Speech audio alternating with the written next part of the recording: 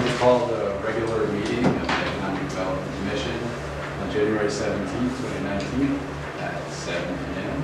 to order. First item on the agenda we have is the approval of minutes. Has everybody had a chance to see? Or I move to approve. we got a motion? Second it. All in favor?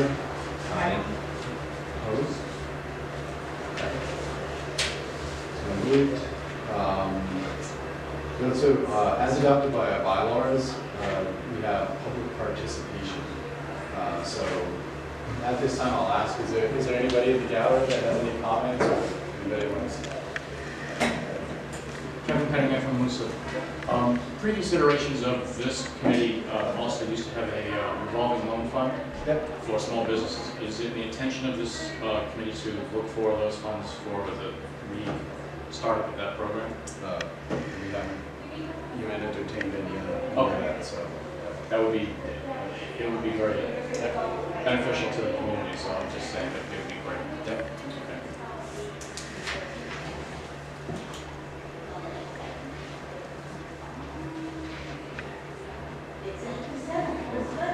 Anybody else? All right, so next item on the agenda is our reports. I have a few. On the annex, the Board of Selectmen voted Monday night to award the feasibility and adaptive reuse study contract to Evelyn Cole Smith Architects LLC. I got the contract over to the attorney today for his review and comment. Once it gets signed, there will be 12 weeks to complete the project. So it's quite exciting. The Interroyal site, UConn's Connecticut Connecticut Brownfields Institute is almost done preparing the narrative section of the EPA Brownfield Assessment Grant, which we'll be applying for when that's done, and then we'll put the rest of the grant application together and submit it to EPA. And we got notified today that the town got approved for the spring semester projects for the Brownfield Institute, which will be basically getting down into the weeds of the 1,400-page BL company's previous assessment to find out exactly where, if any, there are gaps and what needs to be done to make the study complete. Moosa Valley State Park Trail meeting. DOT is holding a meeting here at Town Hall in the auditorium on January 24th, 6:30, to discuss the plan to extend the Moosa Valley Trail through Plainfield, connecting with, and going through Sterling to connect with Rhode Island. So hopefully it will be a well-attended meeting and a well-received meeting.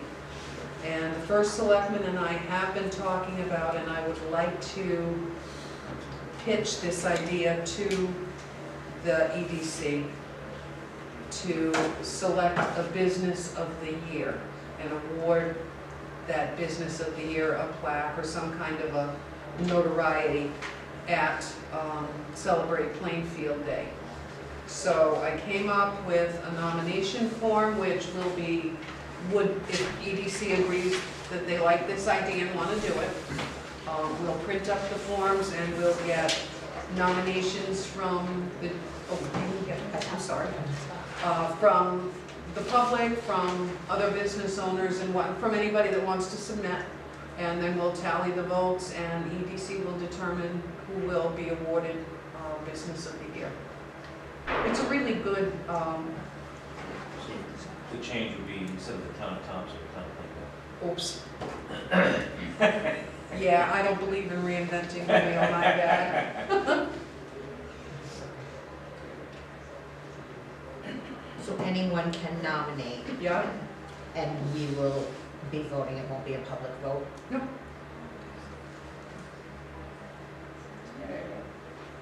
And how will this be advertised on the website, the town's It will website? be put on the website, it will be on the Facebook page. Hard copies will be available at Town Hall. I'll provide businesses to the PBA, sheets to the PBA, and any businesses that want to have them on their counters, as well as like the library in public buildings, you know. That's a good criteria too, I like that.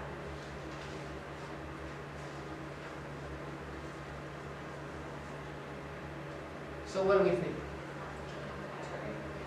It's a way to get it out there, get people knowing, different businesses and, make them aware of it. If one business is praised for their contribution to the community, then others will hopefully strive to do that as well. Okay, so move forward? Yes. Okay.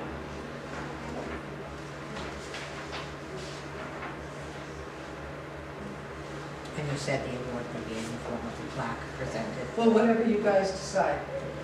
You know, we have time to figure that out. I mean, I think a plaque would be the easiest thing to do. Right.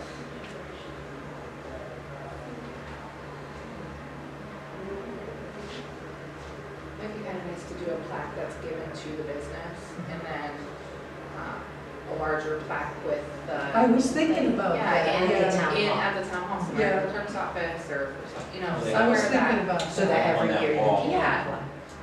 People in places Yeah. like that, everyone there. I think that's a good idea. When people come and see it. Excellent.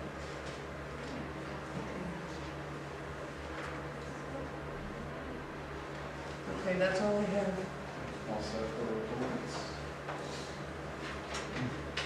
All right, out of old business, we have to adopt the 2019 meeting schedule. Has everybody had opportunity to see the 2019 meeting schedule? Yes. Is there, start with them? Basically. A motion to accept. Motion to accept, Second? second, all in favor? Aye. Opposed?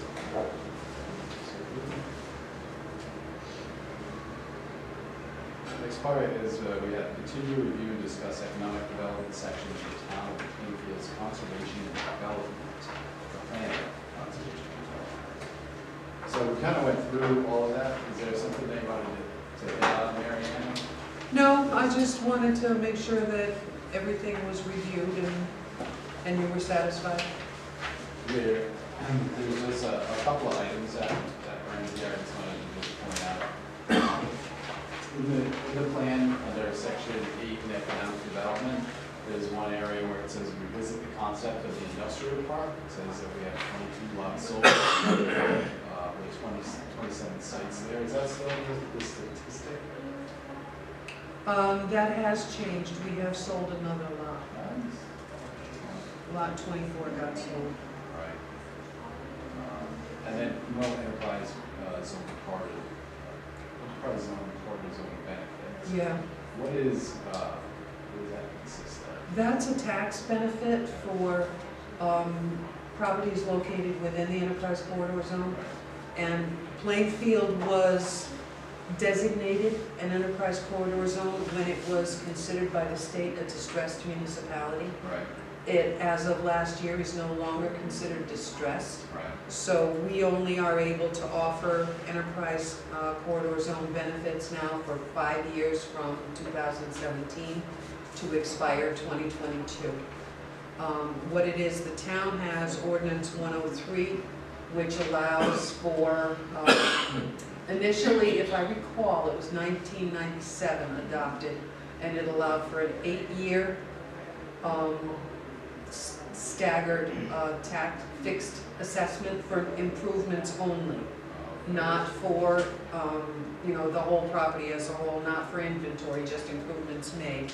And that was subsequently changed in 2006 to, if I recall, 5 years. It's 5 years of reductions, and then the 6th year, they're at 100% tax again. And then there are also benefits at the state level, but like I said, Plainfield won't be eligible for those benefits after 2022. And that's Unfortunately, and I'm talking with the state and asking them to please redo their math.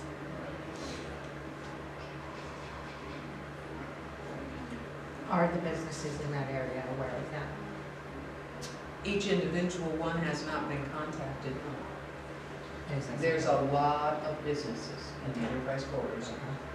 Is that the same thing where they were talking about if somebody would sell or transfer or buy or purchase in that corridor, that the state would waive conveyance taxes and things like that. That I'm not sure Well, of. there was one, supposed to have been one, because there's two different types of things, I guess, that the state has. And one of them, if somebody purchased the property, you wouldn't have to pay a conveyance tax. But the way it was worded, I guess, I don't know, there's two separate types of enterprise zones or corridors or whatever it may be. But we were told at one time, yes, that's exempt, and then the state came back and said, oh, no, it's not exempt, and it came after the people who paid conveyance tax. That's nice. So, that's, I'm just wondering what the state's, Yeah, well, Sorry, this they also offer a fixed assessment for improvements on top of the towns. And to answer my own question, they were aware when they were granted that exemption that it was for 5 years, Mhm. so they are. They have to, It's 5 they years. have to apply to the Board of Selectmen and be approved for that fixed assessment. And the most recent one was Monday night. The Board of Selectmen approved Motor Sports Station.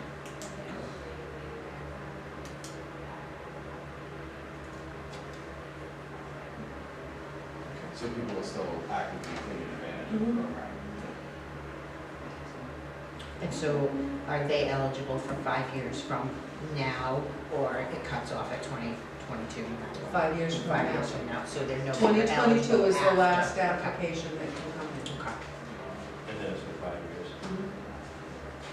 unless the state redesignates it. Well, unless it's redesignated again, if it's considered again a distressed area, then it goes on until we're no longer distressed again.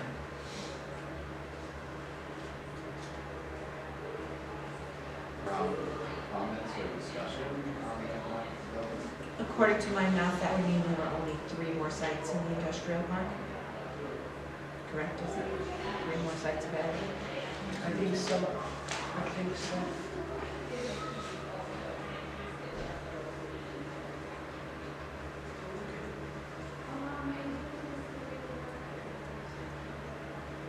Any other discussion on any of it? Yeah, So next on the agenda are correspondence. There was workshop slides. And I know at the last meeting, we didn't have a meeting, but somebody was nice enough to get some of those out. Has anybody, have you had a chance to review any of that? The slide and stuff, well, I went to the actual, so it's good. I definitely found that to be informative and well worth the time. More the correspondence, right? So then we have the bylaws and mission statement, and that we received an email. Yes.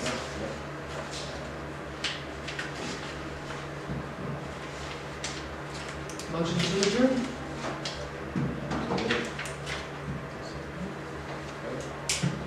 All in favor?